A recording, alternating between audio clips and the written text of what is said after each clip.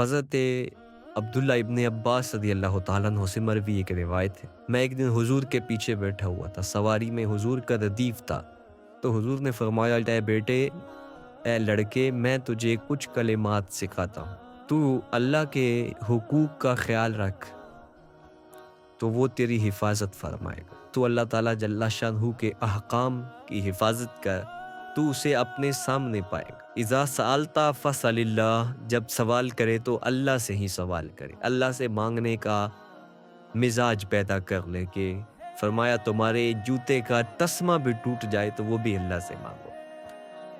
ضرور بازار میں جاؤ دکاندار سے، لیکن حقیقی طلب اللہ سے ہونی چاہیے۔ بات بات پہ اللہ سے سوال کرو، بڑی سے بڑی چیز بھی اس سے مانگو، چھوٹی سے چھوٹی چیز بھی اسی سے طلب کرو۔ ہماری ساری ضرورتوں کا کفیل ہمارا رب، ہمارا مالک ہے۔ تو دوسری نصیحت یہ کی کہ جب تو استعانت طلب کرے، مدد طلب کرے تو اللہ سے ہی استعانت طلب کرے۔ وعلم اور جان کہ اگر ساری امت، سارے لوگ، پوری قوم جمع ہو کے تمہیں فائدہ پہنچانے کی کوشش میں لگ جائیں تو تمہیں وہی فائدہ پہنچا سکتے ہیں جو تیرے لیے تیرے رب نے لکھا ہے۔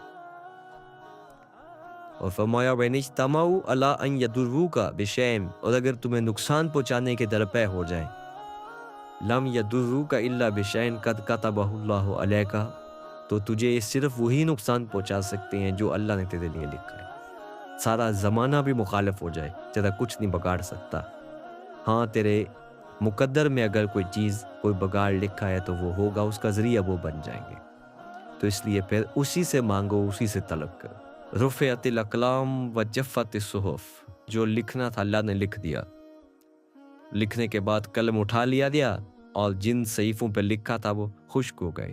اب کتابیں بند ہیں، تو اس لیے اس نے تیرے لیے جو لکھا ہے وہ ہو کے رہے گا، تو خام خواہ لوگوں سے ڈرنے کی ضرورت نہیں ہے، اور تیرا فائدہ، تیرا نقصان اسی کے دستے قدرت میں ہے، تو اسی سے طلب کر، اسی سے مانگ۔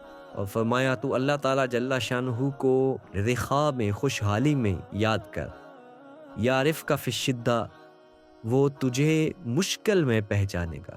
یعنی جو شخص خوشحالی کے دور میں اس کے پاس دولت ہے، صحت ہے، تو اللہ تعالیٰ کو فراموش نہیں کرتا، اللہ اس کی بدحالی کے زمانے میں اس کو فراموش نہیں کرتا۔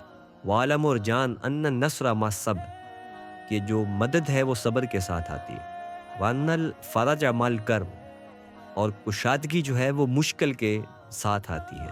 وان مع العسر یسرا، اور سہولت جو ہے وہ مشقت برداشت کرنے کے بعد آتی ہے۔ تنگی کے بعد فراخی آتی ہے، پہلو مشکل پھر تمنا، پہلو کنڈا پھر پل، شاید مگروں پہلو مکھیاں ڈس دیاں ڈنگ والیاں۔ تو یہ سب ہوتا ہے، مشکلات، تکلیفیں، آلام، مصائب، ان سب سے گزر کر کے آسانیاں آتی ہیں۔ خود حضور کی زندگی دیکھ لیجئے، مدنی زندگی مکی زندگی کے گزرنے کے بعد طائف کے مراحل کو طے کرنے کے بعد آتی۔ تو ہم ڈائریکٹ اگر چاہیں مکی زندگی کو اختیار کیے بغیر اور طائف کی مشکلات اور سنگلاخ راستوں سے گزرے بغیر مدنی برکتیں حاصل کرنا، تو وہ نہیں پا سکتے۔ تو یہ اللہ تعالیٰ نے ایک نظام رکھا ہوا ہے۔